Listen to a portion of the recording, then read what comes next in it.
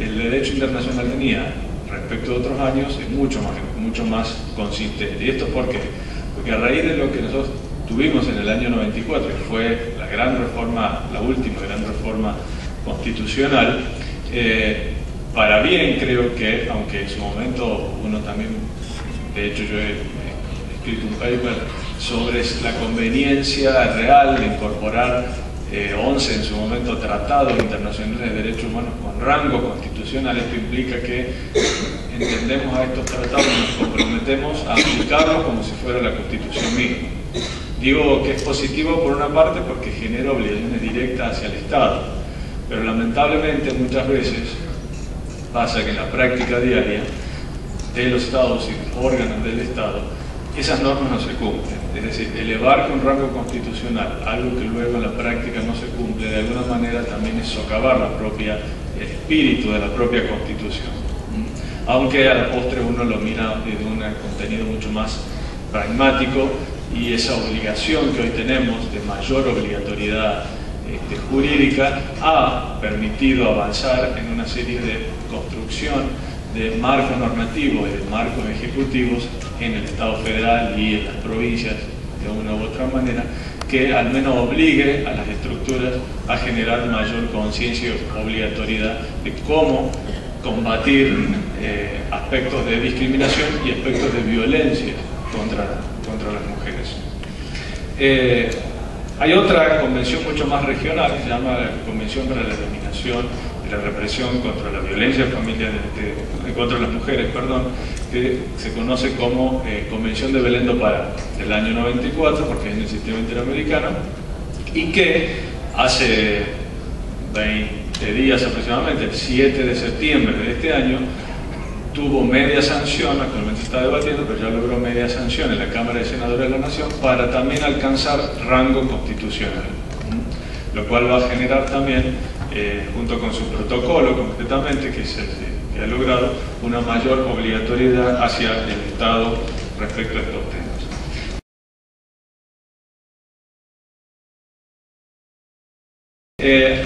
Sobre violencia contra las mujeres, bueno, aquí ya se habló sobre distintos tipos de violencia que se pueden llegar a dar. Yo tengo aquí algunos. Obviamente la violencia en el hogar es una de las violencias más reproducidas a nivel de los estados, la violencia intrafamiliar como un flagelo, y las causas, bueno, son diversas, también se mencionaron acá, pero como las pautas culturales de sociedades, concretamente hablando de Occidente, han ido reproduciendo a lo largo del tiempo prácticas, valga la redundancia, que terminan siendo dañinas en cuanto dentro del seno familiar. Prácticas que no solamente se deben a la reproducción de consecuencias machistas imputadas a el hombre como sujeto género en particular. Muchas veces hay una tolerancia por una construcción cultural, incluso de las propias mujeres, es decir, la tolerancia que muchas madres hacen respecto de actitudes agresivas o consideradas machistas por parte de sus hijos. Esta cosa del nene, y se reproduce muchas veces en sus expresiones. Bueno, uno ve cómo estas agresiones que una madre puede realizar sobre una maestra, por ejemplo, porque al nene se le dijo tal cosa, son también un reflejo de esa construcción cultural de enfatizar esa visión mucho más neandertal o machista del hombre sobre la construcción de mujer. Obviamente que en estas situaciones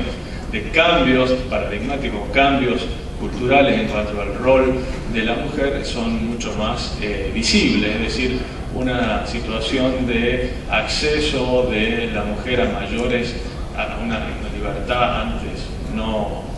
alcanzada en cuanto a búsqueda de igualdad en el trabajo, de iguales oportunidades de acceso a puestos de gestión, etcétera, etcétera, hace que muchas veces los que antes eran límites marcados sobre qué era el rol de la mujer y cuál era el rol del hombre sean mucho más difusos en la búsqueda de un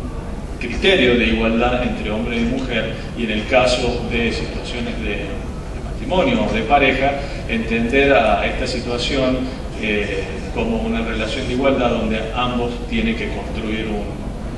una identidad familiar y ambos colaborar en el día a día de la familia y de la crianza de los hijos en su caso.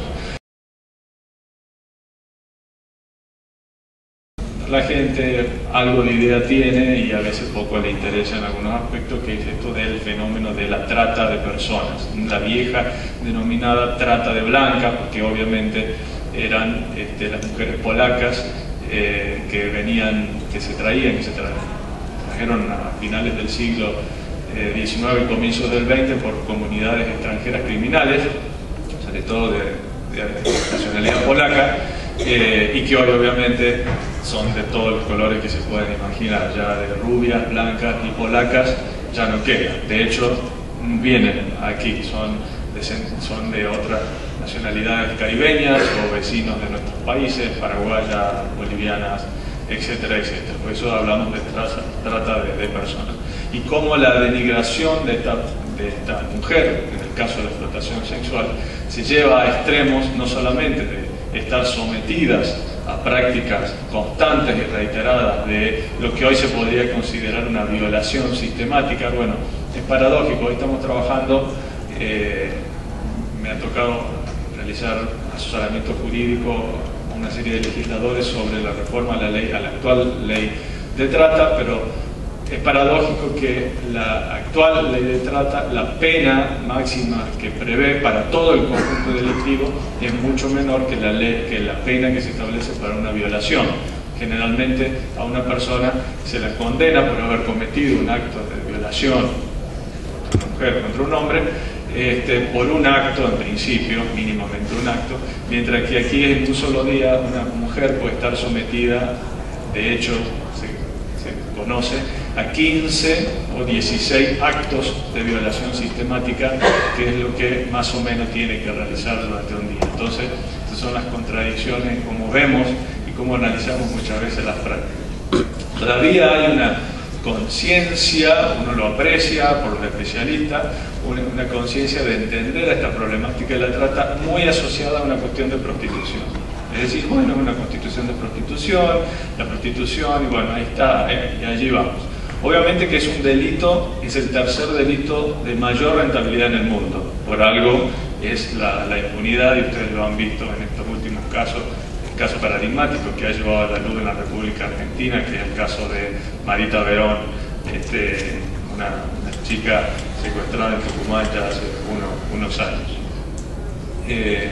Por lo tanto, el grado de impunidad que genera como situación de violencia sometida hacia las mujeres es de mayor envergadura. Pero también se da en otras situaciones, en situaciones de violencia laboral, es decir, mujeres y hombres y niños y niñas sometidos diariamente a 18 horas sin poder ver la luz en talleres clandestinos, de costura sobre todo, para darles un ejemplo.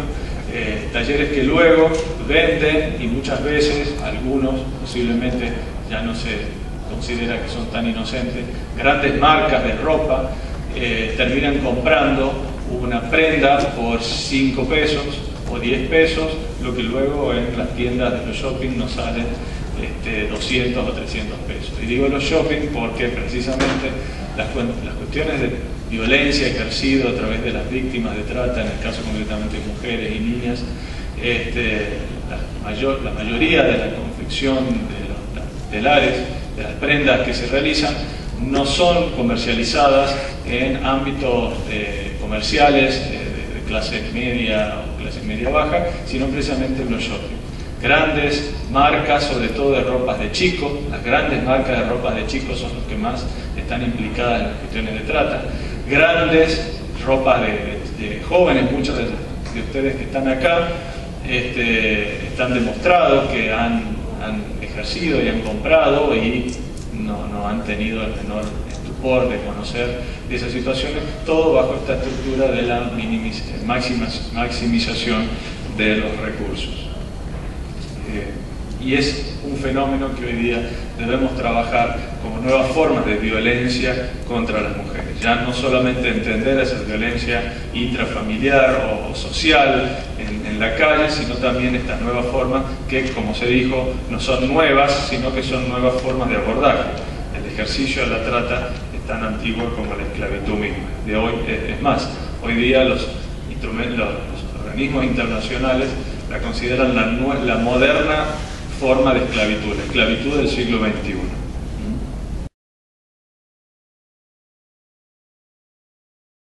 ¿Cómo impacta esto de los tratados en el día a día de la búsqueda, de la eliminación de formas de discriminación y de violencia contra las mujeres? Precisamente a raíz de este nuevo sistema normativo que tenemos, que obliga a los estados a generar una serie de políticas necesarias que propugnen o que busquen precisamente eliminar sistemáticamente esta situación. Es lo que nosotros conocemos como la obligación de los estados de adoptar medidas necesarias para erradicar las situaciones de violación de derechos fundamentales, de derechos humanos, y garantizar los derechos que por inherentes que son nos corresponden. Y dentro de una categoría particular que es la debida diligencia. Es decir, ya hace mucho tiempo pesan sobre los estados, cuando hablamos del estado lo hablamos en el criterio federal, pero luego se tiene que traducir a las provincias, a los municipios, a las comunas, esta obligación de debida diligencia, que no es ni más ni menos que la obligación, y no en sentido programático, es decir, bueno, cuando tenga dinero lo hago, sino que es una obligación inmediata, objetiva. Lo que es programático son las formas que yo voy a ir a cumplir esa medida, pero no la medida en sí, de disponer de toda la estructura del Estado para poder garantizar, permitir la garantía de esos derechos fundamentales. Ahora bien, aquí se habló sobre diagnósticos, sobre situaciones de qué es la violencia, cómo se trabaja, cómo abordar la violencia, qué situaciones de violencia uno puede llegar a encontrar como alarmas en distintos momentos evolutivos del ser humano. Se habló sobre la violencia social, la violencia en el contexto cultural que vivimos, pero bueno, ¿qué podemos hacer nosotros o trabajar para poder generar mecanismos que posibiliten una erradicación de violencia? Obviamente que es muy complejo. Ayer en una entrevista televisiva un periodista, bueno, pretendía que yo le dé la solución a cómo erradicar la violencia, sobre todo me empezó preguntando qué opino yo sobre la violencia en el fútbol. Bueno, un poco complicado, no era mi tema de especialidad, pero bueno, ya acá se ha hablado también. Pero obviamente que es necesario, y creo que aquí viene el aporte que pretendemos generar para reflexión, y que no es algo original mío, sino que es continuamente repetitivo, pero por repetitivo parece a veces caer en oídos sordos, es el involucramiento de la sociedad en la búsqueda de la ruptura de pautas discriminatorias y de violencia. A ver, nosotros tenemos por cultura, y yo como joven lo veo en las generaciones que me anteceden, en ese diario crítica que nosotros tenemos, bueno, ¿qué hace el Estado? Obviamente que el Estado tiene una obligación primaria. Nosotros delegamos en la gestión del Estado como entidad mucha de la gestión de construcción de políticas necesarias que permitan una erradicación y una eliminación de pautas culturales y sociales de discriminación y de violencia como ejercicio de la fuerza que aquí muy bien se estableció. Y es obligación del Estado, utilizando todo el máximo de sus recursos disponibles como ente que nos representa en un Estado democrático y republicano, espero, ejercer precisamente todo ese poder para llevarlo adelante. Y obviamente es una cuestión de lo que también se me preguntó ayer, de construcción de políticas públicas. Ahora, cuando hablamos hoy día de políticas públicas, no lo hacemos en el sentido que generalmente muchos de ustedes lo han escuchado, lo han leído, que bueno, vamos a construir una política pública para la salud, para la educación, para el combate contra la violencia, contra la discriminación, etc. Y bueno, y ustedes, si generalmente tienen un poco de interés o están involucrados en las áreas específicas que les competen, lo que se van a encontrar es que luego van a aparecer una serie de programas, etcétera, etcétera, pero que generalmente no fue para nada consensuado o no aplicado. O si ustedes han tenido oportunidad de que en un ámbito mucho más macro, como es el gobierno de la ciudad, caso concreto de la ciudad de Córdoba, bueno, en su momento el funcionario respectivo, el máximo representante, el intendente de la ciudad de Córdoba, dijo, bueno, vamos a crear una verdadera política pública para combatir la discriminación contra la mujer o la violencia contra las mujeres. Y ustedes empiezan a indagar y se encuentran que ¿quién construyó esa política pública? Y el funcionario del área respectiva de la dirección contra la violencia contra las mujeres o de la no discriminación, etcétera, etcétera. Y la sociedad, mucho gusto. Es decir, los destinatarios en la construcción de la política pública nunca han tenido participación. A lo sumo, una participación indirecta, bastante indirecta, aunque republicana al fin, que es haberlo trabajado con nuestros representantes populares, nuestros demócratas republicanos, que son, en el caso concreto de la ciudad, nuestros concejales. Es decir, el máximo estadio del criterio de consulta popular en la construcción ciudadana de una política pública para erradicar la violencia o la discriminación han sido una reunión que han tenido una serie de legisladores con representantes del Estado y de allí con una serie de asesores, que se supone que los asesores somos expertos en todo, yo me puedo decir que no, y allí surge una ley, surge el programa, etcétera, etcétera. Y luego se aplica, y se aplica de la misma forma tanto en San Vicente como en Cerro de las Rosas, como en Santa Ana, etcétera, etcétera. Es decir, ¿por qué se aplica? Y le puedo asegurar que las realidades del Cerro de las Rosas, de San Vicente, de Santa Ana o de donde ustedes lo quieran mirar, seguramente que tendrán criterios comunes, pero muy distintos en un montón de situaciones. Las situaciones de violencia contra las mujeres que se ejerce en ámbitos culturales y sociales de un mayor nivel adquisitivo, como por ejemplo Cerro de la Rosa, aunque hoy el Cerro de la Rosa pasó a ser el medio de los country, como ámbito cerrado, mucho más perverso en la construcción cultural, en cuanto a cerrarse en lo que pasa muchas veces hacia adentro, más allá de que, ¿por qué? Porque falta ese control o ese involucramiento ciudadano en la lucha contra la violencia, obviamente una violencia mucho más sutil, una violencia mucho más psicológica, que en otros que puede ser mucho más expresiva, más callejera, más vulgar, uno lo ve en la calle, etcétera, etcétera. Pero volviendo a qué, si queremos trabajar en la construcción de la búsqueda de mecanismos tendientes a la erradicación de la violencia en sus distintas facetas, tenemos que trabajar en la construcción de políticas públicas como hoy son entendidas. Políticas públicas bajo un abordaje de la construcción y el empoderamiento de derechos humanos o derechos fundamentales.